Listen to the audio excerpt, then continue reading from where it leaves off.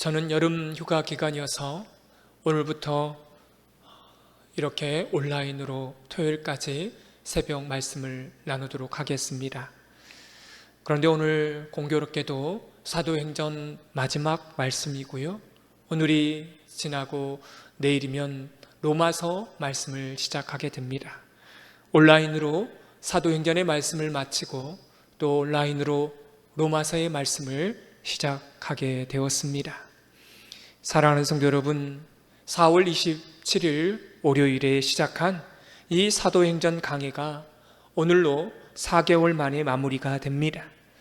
예루살렘에서 시작된 복음이 유대와 사마리아를 거쳐 마침내 땅끝 로마에까지 이르는 그 놀라운 여정을 우리가 함께 걸어왔습니다.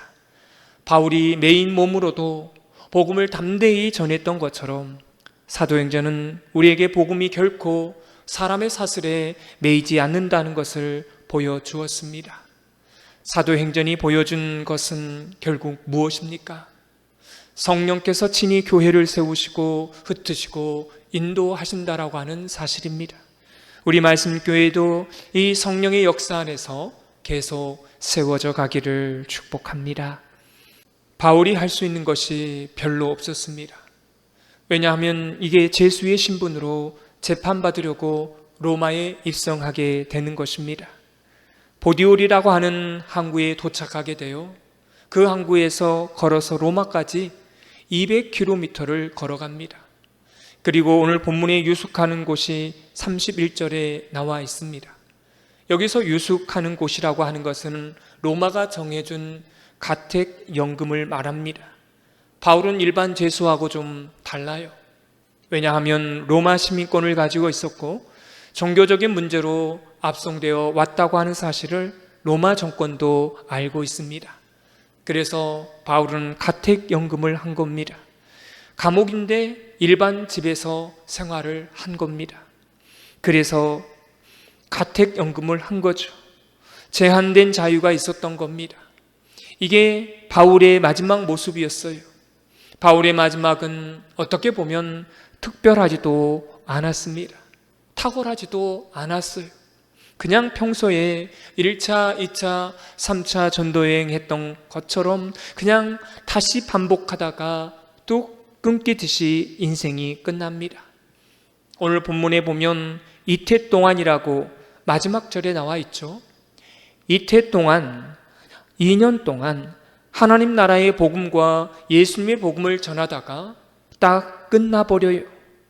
여러분 좀 이상하다는 생각이 들지 않습니까? 만약 여러분이 의사 누가라면 바울의 일생을 전부 다 지켜본 겁니다.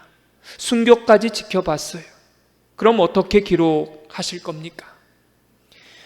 어떻게 하면 멋지게, 어떻게 하면 좀 더 돋보이게, 훌륭하게, 극적으로 이 글을 쓰고 싶지 않을까요?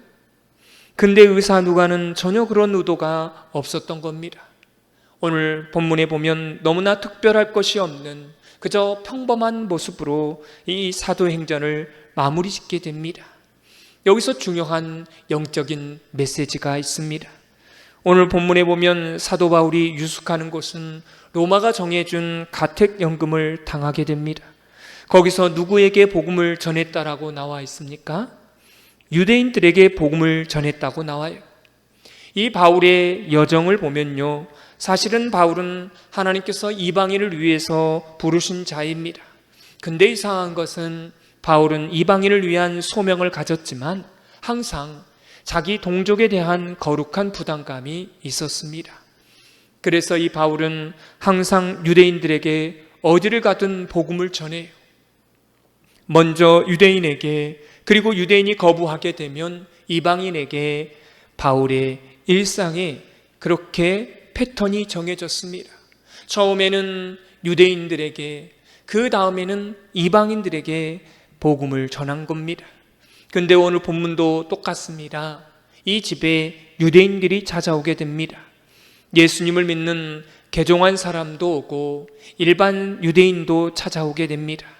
근데 오늘 본문에 보니까 30절, 31절에 보면 어느 복음을 전했냐면 하나님 나라와 예수 그리스도, 모세와 선지자들이 예언한 예수 그리스도에 대한 복음을 전합니다. 이 바울의 일생을 보면요, 항상 똑같아요. 항상 하나님 나라, 하나님이 이 세상을 통치하십니다. 하나님 나라를 전하고요, 당신들이 죽였던 메시아가 바로 예수 그리스도이십니다. 그리고 그분은 모세와 선지자들이 예언했던 구약의 그 메시아가 바로 이 예수님이십니다. 이 복음을요, 날마다 반복합니다. 그리고 더 놀라운 사실은 이걸 이방인들이 아닌 유대인들에게 전해요. 제일 먼저 항상 일관됩니다. 이방인에게 먼저 정하는 게 아니라 유대인에게 먼저 전하고요, 그 다음에 이방인에게 가는 겁니다. 또 한 가지, 오늘 본문의 쭉 내용을 보면 유대인들에게 복음을 전했는데 딱 둘로 나뉩니다. 이 말씀을 받아들이는 자가 있고요, 받아들이지 않는 자가 있다라는 겁니다. 오늘 본문도 마찬가지 아닙니까? 받아들이지 않는 자는 극심한 저항을 합니다. 심지어 1차, 2차 전도여행을 보면 바울을 핍박하고 바울에게 돌을 던져요. 그럴 때마다 바울이 항상 구약 성경을 인용하시면서 말합니다. 듣기는 들어도 깨달지 못하며 보기는 보아도 알지 못하는도다 라는 말씀을 하십니다. 여러분, 이 말은 그들을 정죄하고 저주하는 말이 아닙니다. 결국은 하나님께서 듣게 하시면 내가 전한 복음이 그들에게 들리게 될 것이다. 하나님이 그들의 눈을 열어 누구누구의 눈을 열어서 보게 하실까요? 그것은 만세전부터 구원하기로 예정하고 선택된 백성은요, 눈이 열리는 겁니다. 그래서 그 복음을 깨닫게 하시고 보게 하신다는 거죠. 그럼 바울은 뭐만 하면 되는 것입니까? 전하기만 하면 되는 겁니다. 끝까지, 결과까지 책임질 필요는 없는 거죠. 우리도 마찬가지입니다. 하나님 앞에 진정성을 가지고 사역하면 됩니다. 결과까지는 우리의 책임이 아닙니다. 우리의 가정도 그래요. 가정을 위해 기도하면서 잘 양육하고 키웠는데 혹시 지금 당대 여러분 이 시기에 결과가 좋지 않을 수도 있습니다. 이건 여러분 책임이 아닙니다. 하나님이 구원받을 백성을 열어주십니다. 깨닫게 하십니다. 바울은 그저 할 수 있는 것 안에서 하면 되는 거였던 것입니다. 그 어떤 죄책감도 가질 필요가 없었던 거죠. 진전성을 가지고 하면 되는 것입니다. 그런데 오늘 이 본문을 쭉 하다 보면 또 한 가지 이상한 점이 있습니다. 처음에는 유숙하는 집이라고 나와 있다가 나중에는 뭐라고 나와 있냐면 셋집으로 옮겼다라고 말해요. 여러분, 바울은 제한된 자유가 있었습니다. 그리고 가택연금을 당했어요. 이게 로마가 정해준 집에서 살게 된 겁니다. 근데 이제 부담스러운 겁니다. 왜요? 로마가 돈을 지불하고 있는 겁니다. 그래서 바울은 스스로 교인들의 헌금이나 자기의 비용을 내어서 셋집을 따로 얻게 됩니다. 가택연금만 받으면 되는 거였거든요. 이를 통해서 바울에게 한 가지 놀라운 또 사역의 특징이 나타납니다. 세상에 어떤 힘도 빌리려 들지 않았다는 거죠. 사람의 힘, 돈의 힘, 세상의 권력의 힘을 빌리지 않았습니다. 바울의 일관된 사역의 원칙은요, 오직 하나님의 능력, 하나님의 인도하심, 하나님의 힘으로 세상의 힘과 크기와 규모의 가치를 버리고요, 오직 순전하게 하나님 안에서 할 수 있는 것을 하고 있는 것입니다.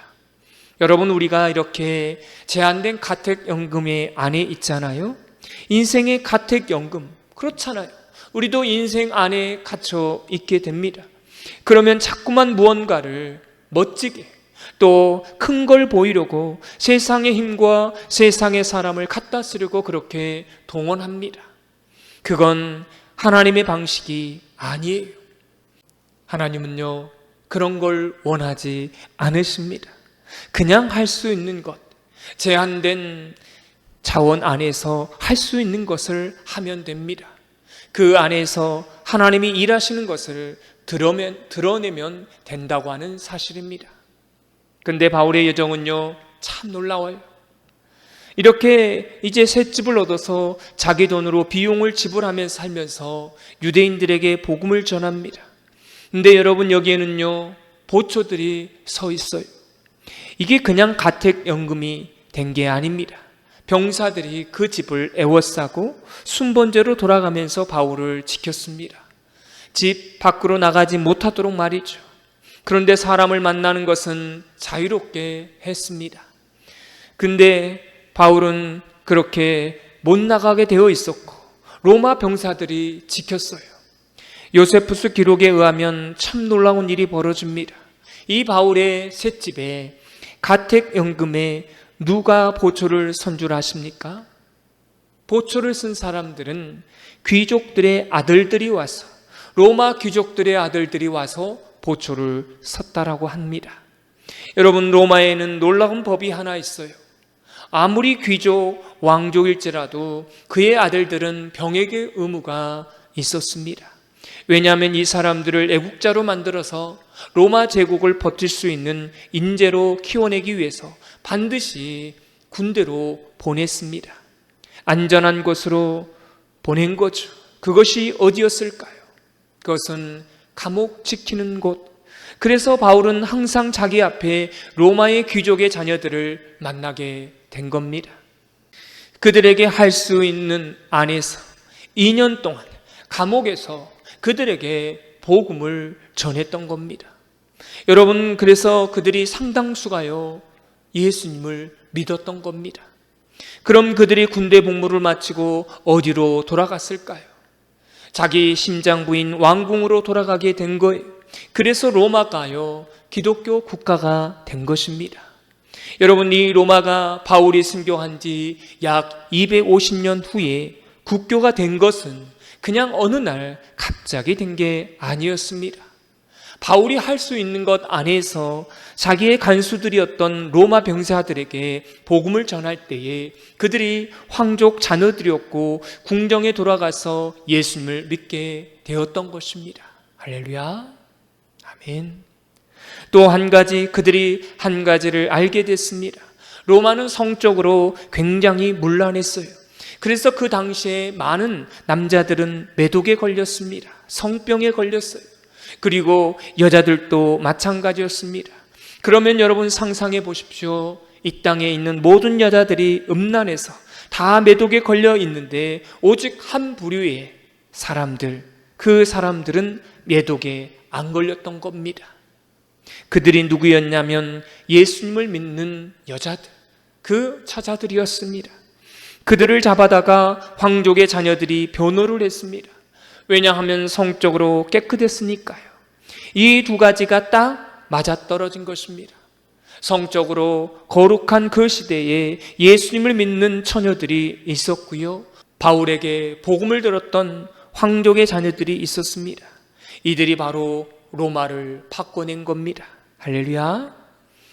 가택연금, 그 셋방 안에서 할 수 있는 것을 하였던 사도 바울을 통하여 하나님이 그를 사용하여 주셔서 로마 전체를 복음화시키는 역사가 일어나게 되는 줄 믿습니다. 이 사도 바울의 여정을 보면요, 너무나 평범해 보였습니다. 또 오늘 성경 29절을 보면요, 뭐라고 써 있습니까? 없어요. 한 구절이 없어요. 그리고 우리가 읽었던 23절과 31절을 보면 내용이 똑같습니다. 하나님 나라의 복음을 전파하며 예수 그리스도에 대하여 담대히 전파하니라. 사랑하는 성도 여러분, 바울의 여정은요, 특별할 게 없었습니다. 그냥 그의 인생을 살다가 사도행전에서 여기서 뚝 끝납니다. 사도행전이 여기서 뚝 끝나요. 사랑하는 성도 여러분, 내 인생은 왜 이렇게 특별하지 않나? 내 인생은 왜 이렇게 화려하지 않나? 그건 하나님의 백성의 길이 아니랍니다. 그냥 일상을 살다가 어느 날 툭 끊어지는 게 우리의 인생입니다. 그냥 새벽 기도 드리다가 뚝 끊어져서 하나님 나라 가는 것이 가장 복된 인생인 줄로 믿습니다.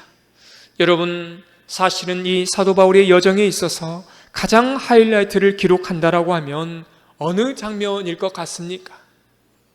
아마도 순교 장면일 것입니다. 사도 바울이 신앙을 지켰어요.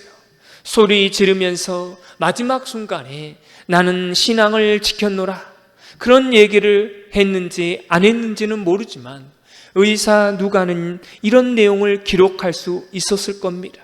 그런데요, 의도적으로 이걸 빼버립니다. 의사 누가가 이걸 봤습니다. 그 자리에 있었어요. 근데 그 기록은 하지 않아요.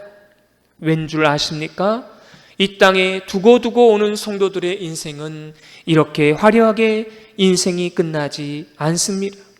너무나 평범하게 인생을 살다가 하나님 나라 가고, 심지어 요양병원에 가서 세상 사람들과 똑같이 살다가 인생을 마무리 짓게 되는 것이 성도의 인생인 것입니다. 또 두 번째 이유가 있습니다. 이렇게 의사 누가가 사도행전을 툭 끊어지듯이 너무나 밋밋하게, 너무나 평범하게 마무리 짓는 이유가 있습니다. 우리의 인생은, 사도 바울의 인생은 이렇게 밋밋하게 끝나지만 예수님의 이름만 화려하면 되는 것입니다. 할렐루야. 내가 전한 예수님의 이름만 화려하면 되는 거예요. 이런 열망이 담겨져 있던 겁니다. 또 한 가지 마지막 이유가 있습니다. 사도행전 28장으로 이 사도행전은 끝난 것이 아닙니다. 사실은 미완성인 거죠. 사도행전 29장이 있다는 겁니다. 그 29장은 누가 써야 되는 것입니까? 내가 써야 됩니다.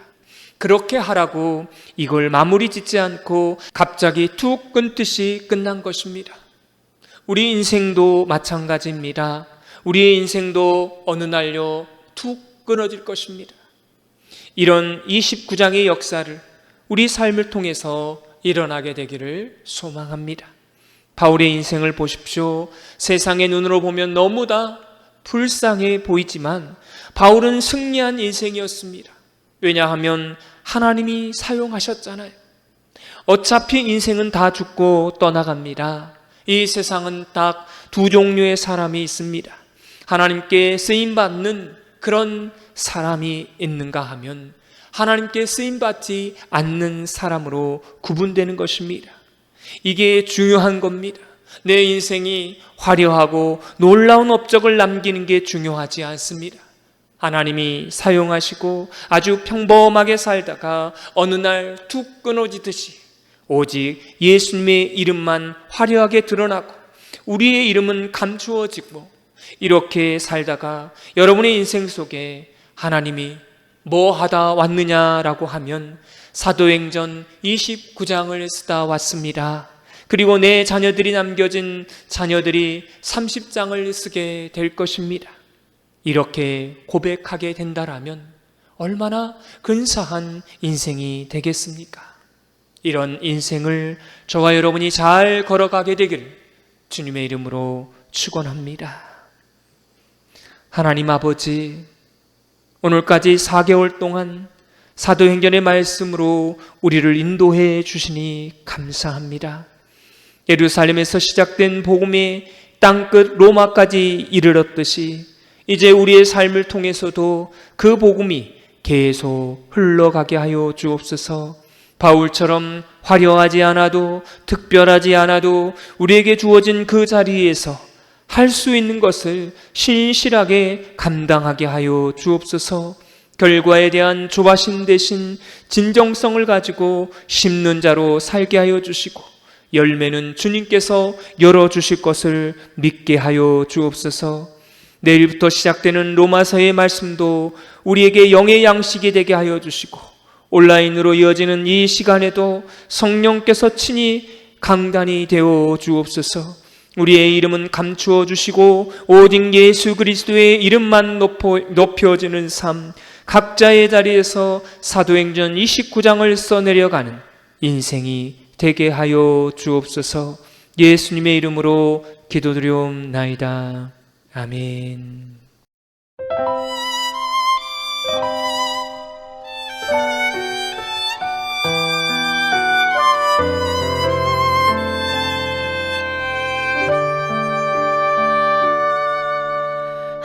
하나님의 사랑이 이 땅에 임했고 그 깊은 사랑으로 인해 구원받은 우리 죽음을 이긴 예수 하늘로 올라가며 보내주신 바람 같은 불 같은 보혜사 성령 우리에게 임했네.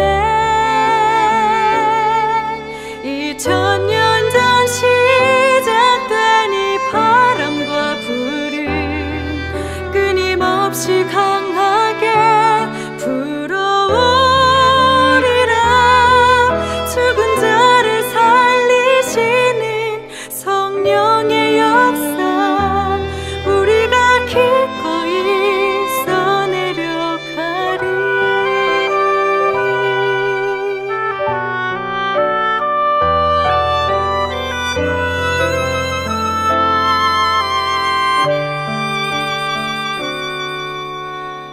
하나님의 사랑이 이 땅에 임하도록 나 가진 것 아낌없이 성도와 함께 나누리. 날마다 마음을 같이하여 모여서 하나님을 찬양하니. 교회는 건물이 아닌 성령 안에서 성도의 교제라. 2000년 전 시작된 이 바람과 불은 끊임없이 강하게 불어오리라. 죽은 자를 살리시는 성령의 역사 우리가 기꺼이 써내려가리. 세상은 더욱 어둡고 앞길은 점점 험리해져도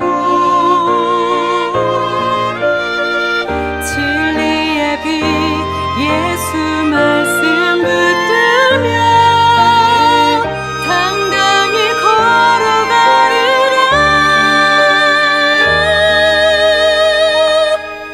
2000년 전 시작된 이 바람과 불은 끊임없이 강하게 불어오리라. 죽은 자를 살리시는 성령의 역사 우리가 기꺼이 써내려가리.